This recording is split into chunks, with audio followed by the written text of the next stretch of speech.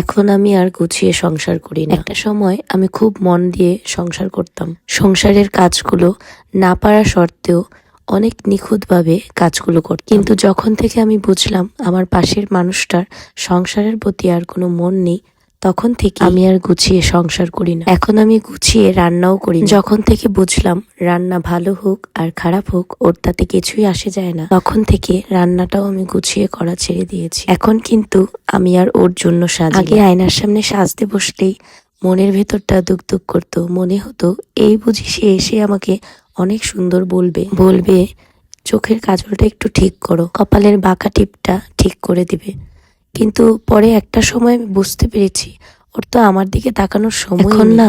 আমার আর এসব নিয়ে ঝগড়া করতেও ভালো লাগে না। আমি শুধু শুধু এখন আর রাগও করি না। যখন থেকে বুঝতে পারলাম ওপাশ থেকে কেউ রাগ ভাঙানোর নেই, তখন থেকে আর রাগ করারও ইচ্ছে চলে গেছে। তাই এখন আর আমি গুছিয়ে সংসারটা করি না।